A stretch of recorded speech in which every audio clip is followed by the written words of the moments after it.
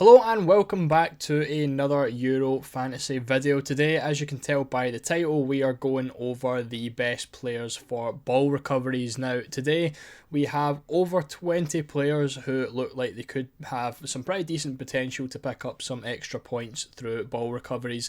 And if you're new to this format of fantasy football, then you won't really know too much about the ball recoveries. But basically, in Champions League fantasy and now in Euro fantasy, players get an extra point for every 3 ball recoveries they get in a match, and you would normally think, maybe that's not really that important, but I could take someone like Mats Hummels, for example, who in Champions League fantasy this season has accumulated a huge amount of points using just ball recoveries. So for some reference, I'm using all of the ball recovery stats here from SofaScore. So obviously different websites are going to have different ball recovery stats. UEFA especially does kind of just have different ones to all of the other data collection websites. So again, as reference, Hummels on SofaScore averaged 6.4 ball recoveries per match on SofaScore in the Champions League, and he had games on the UEFA website. He had games in the Champions League where he was getting 12, 11, 10 ball recoveries per match, and when you think about it, that adds up to like 3-4 extra points per game, which is the equivalent to an assist or even a goal, depending on how many points or how many ball recoveries the person ends up picking off. So today we are going to go through 10 different players where we're going to focus more on the ball recoveries, players who maybe aren't as popular but just the ones specifically who are going to be really good for ball recoveries. Then later on we're going to look at some more players who are a bit more popular, maybe don't have the same amount of ball recoveries as these main 10 that we're focusing on, but they are still mainly popular players that you are going to have for other reasons, but do still have some decent ball recovery returns. You'll kind of understand it when we get to that point. And then at the end of the video, I'm going to pick out 4 players who I think are going to be the best based on value and other reasons as well, on top of the ball recoveries. So we are starting off today with Rodri, and he definitely looks like one of the better players for ball recoveries, one of the highest ones. We're going to go in price order, so that Rodri is going to be the most expensive player we've got today. 6.5 million, again another popular one that people are looking at. You can see with the other benefits, he will be potentially on penalties as well. I do personally think it will be Morata, but in Spain's most recent friendly in March against Brazil, Rodri took 2 penalties and scored both of them while Morata was also on the pitch. So there is possibilities that Rodri could be on the penalties. Don't think it will happen, but I wouldn't want to rule that out.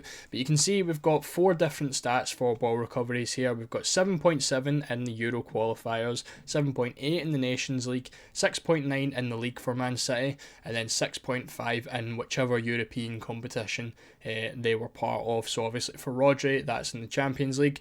So you're looking at all these averages and you're talking minimum 2 extra points each game for Rodri for ball recovery points. So realistically, like, he's going to have games where he gets a lot more than this, he's going to have games where he gets less than this, but you're talking at least 2 points per game, which is just about the equivalent to an assist every single game, which gets 3 points. And obviously with the potential that he's on penalties as well, Rodri has a very decent chance of picking up a lot of points this tournament.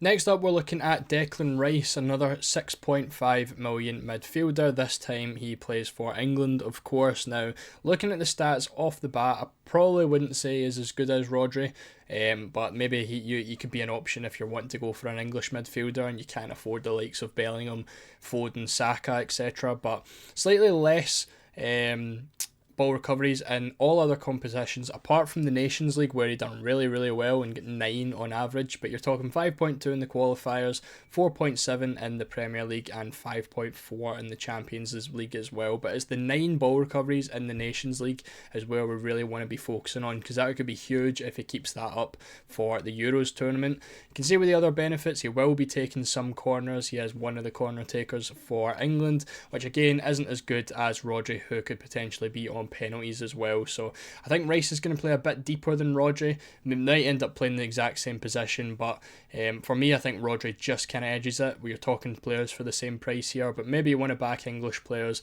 Maybe you think Rice could do quite well. You could even debate that Rice has the better fixtures as well than Rodri if you think he is going to score some more goals from open play. But I think purely based on ball recoveries, Rice looks like a pretty decent option. I do think I prefer Rodri there though. Next up is Xhaka, and we are now slowly coming down the price range, and we have Xhaka at 6 million now. Another midfielder who is probably going to be playing as a centre mid rather than a centre defensive mid. I think Zakaria usually plays in DM for Switzerland, so Xhaka probably plays in a more advanced role. Looking at the ball recoveries, he does look like a very, very good option here. He's 7.1 in the qualifiers on average, 8.2 in the Nations League, 7 in the league, and 5 in the Europa League as well. Obviously he plays with Leverkusen, so again some very, very nice stats all around the board with club and with his country as well, and I think he could be really, really nice. Looking at the other benefits as well, he is on free kicks, he does take some corners, and there is a small potential that he would take penalties as well when Shaqiri is not on the pitch. I'm 90% sure that Shaqiri is the main penalty taker, but if he is going to get subbed, I think there's a good chance that Xhaka could potentially take some penalties as well. So you're looking at a set piece taker who gets, again, looking at minimum 2 points per game from ball recoveries, and definitely some good attacking potential as well. We've all seen him score some goals, and obviously if Xhaka is going to be scoring goals, the likelihood is going to be from outside the box where you get those extra points as well. So again, Xhaka with some pretty decent fixtures. Matchday 1 looks pretty good, Matchday 2 looks good as well, and Matchday 3 again, a lot of us are using the Limitless chip, so it could be a much better pick if you're not using the wild card in the group stages and you're looking for players from Matchday 1 and 2. I think Xhaka could be really nice. The next 6 million midfielder we've got here is Marcelo Brozovic, and again another one who probably one of the highest ball recovery averages in the qualifiers is 8.2, which is huge. Again, plays centre defensive midfield for Croatia. I suppose that depends on what formation they play. If it's going to be a 4-3-3, it could obviously play a little bit more advanced than that, but again, very, very nice returns. 6.5 averaged in the Nations League and 5.1 in the Saudi League as well, and obviously as he plays in the Saudi League there is no European competition there, so there's no stats available, but he is another one who, again, you're really just getting in for ball recoveries. You're not really going to be expecting goals from him, unlikely to pick up some assists, and he isn't on any set pieces either, so again, a bit, probably in my opinion, a bit too expensive. I think you can get ball recoveries elsewhere for cheaper and with a lot more benefits than just having Brozovic there for ball recoveries, but still a pretty decent option, and again one of the highest averages in the qualifiers.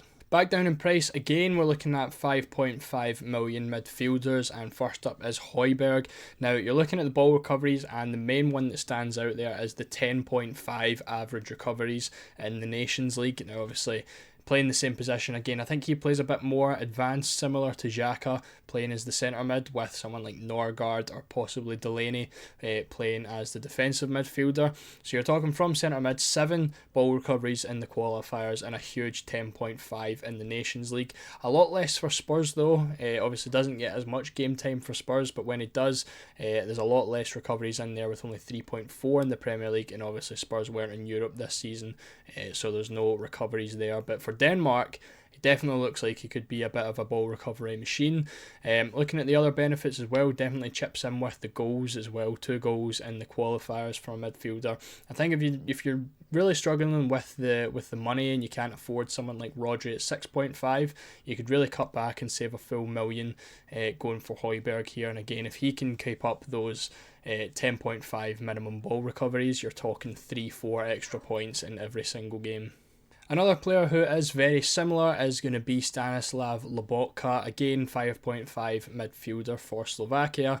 Maybe not one for, it depends how you want to use him. You're just going to get a player who is going to be getting ball recoveries, because there's a very low chance that he picks up goals and assists, and obviously with Belgium in the first game, you could consider that as a better thing, because there's more chance that they're not going to have the ball, more chance of them picking up the ball and picking up more recoveries in that game. But again, a very nice average score in the qualifiers of 7.4 and 7 in the Nations League, and again slightly dropping for Napoli, but still a good score, 6.3 in the league and 5 in the Champions League as well. So again, someone who is really just pretty decent for ball recoveries. You're not really going to get much points elsewhere from him. And now looking at 5 million midfielders, we're looking at Jorginho first, and despite potentially being taken off penalties, he is still really nice for ball recoveries. So you're looking at 8 average ball recoveries in the qualifiers and 6 in the Nations League. Obviously he plays for Arsenal as well, and they're a lot lower for Arsenal, I'd imagine, because Arsenal are more of a possession based team, and he slightly plays a different role for Arsenal than he does for Italy. So you're only looking at 2 in the league and 2.4 in the Champions League, but obviously he's playing for Italy over the Euros, and Italy is where he's picking up a lot of ball recoveries. So again, 8 in the qualifiers, 6 in the Nations League. You're talking minimum 2, potentially up to 3 points each game for ball recoveries. And then, as I mentioned on the penalties, it was taken off the penalties, or it was reported that he'd be taken off the penalties back in November, but as I've said in previous videos, there is really no fantastic penalty taker available in the Italian squad, so there is possibilities that Jorginho is given the penalties back, but we're really hoping that during the friendlies before the tournament, Italy are going to get a penalty so we can see who does take them. But again, even if it isn't Jorginho, you're looking at one of the cheapest midfielders in the game who is really good for ball recoveries. So I think it's still a good pick, even if he isn't on the penalties. Obviously, if he gets the penalties as well, I think he's absolutely nailed, because that is a fantastic option for 5 million. Next up is Kevin Danzo at 4.5 million, and again, some of the most impressive ball recovery stats that we've seen in this video so far. I think for me, the only problem with him is if he was a 4 million defender, I 100% would be getting him in, but I think for 4.5 he's maybe just a bit too expensive considering the fixtures. But looking at the ball recoveries, he averaged 8.3 in the qualifiers, 4.8, which isn't as much in the Nations League. He averaged 7.2, he plays for Lens in the French League, so 7.2 in the French League. And then Europe, he averaged 10 ball recoveries per match, but I've got a slight asterisk beside that because he only played one match, that was against Freiburg, I'm pretty sure, in the Europa League, and he got 10 ball recoveries in that match. So can't really go off that average because obviously it is only one game, so it could just be a one-off. But looking at the other stats, the qualifiers, 8.3, again, you're looking at someone who does pick up a ton of ball recoveries. The only thing is, again, as I mentioned, 4.5 million is maybe just a bit too steep for someone who's very unlikely to keep clean sheets. Maybe for match day 2, it could be a pretty decent option. Maybe if you're on a wild card in match day 2, he could be pretty decent.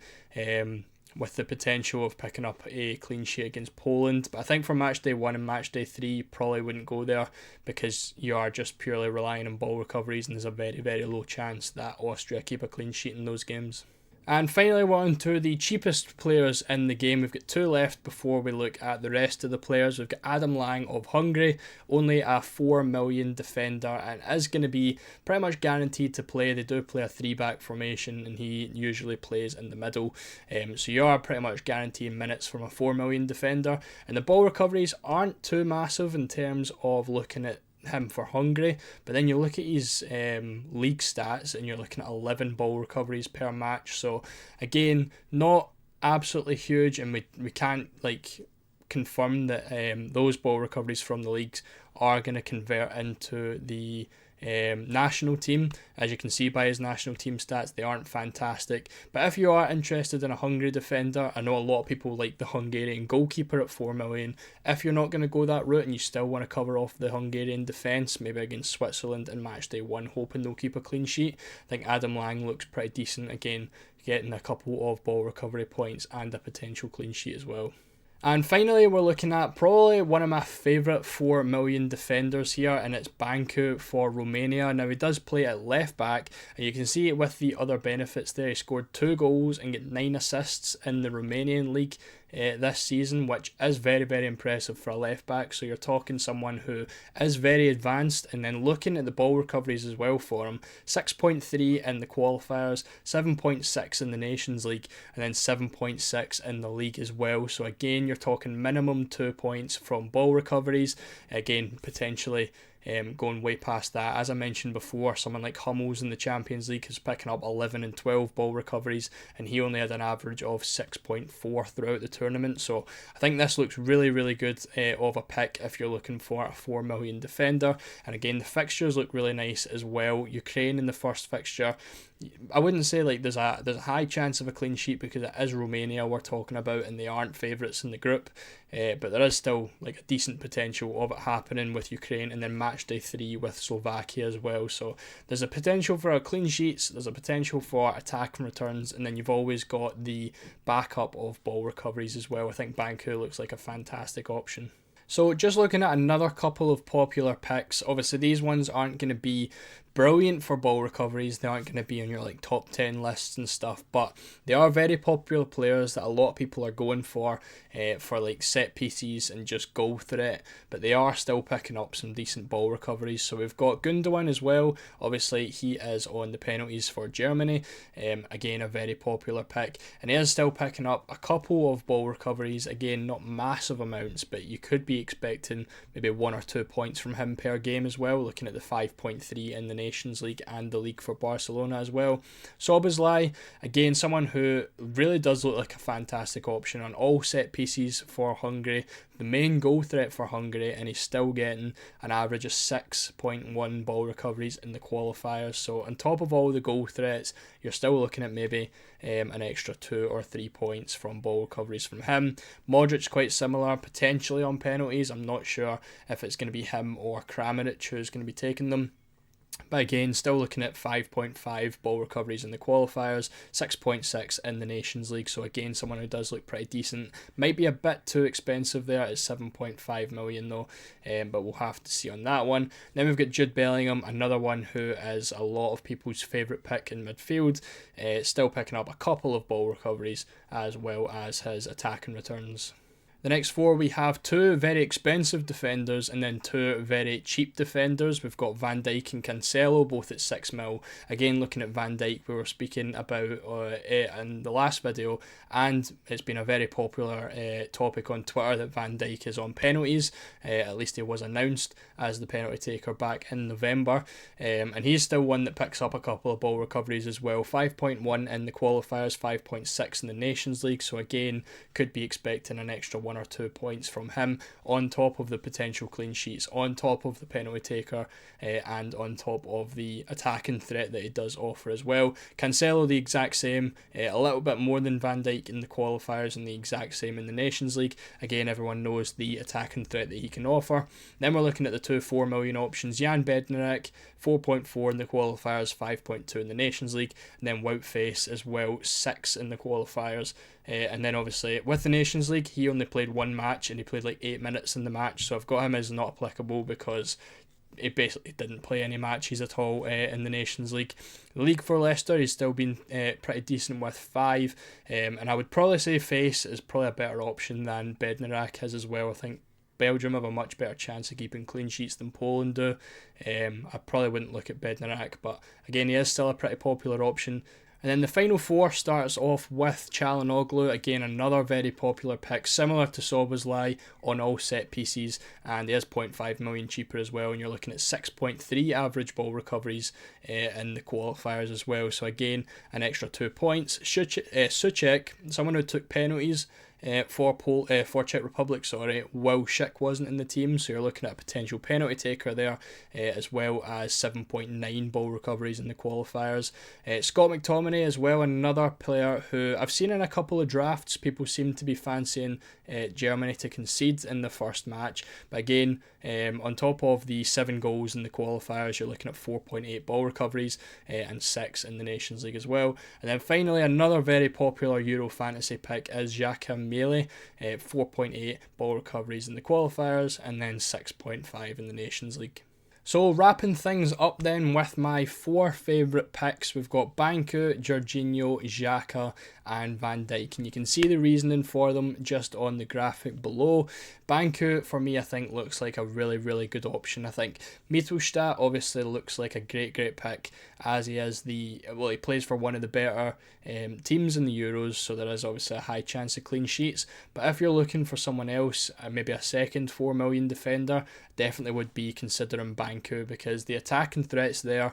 It's pretty decent fixtures for him with Ukraine and Slovakia, and you can see the ball recoveries are really nice for him as well, and I think it could be a huge differential. I can't see him being owned by more than like 1% of the game.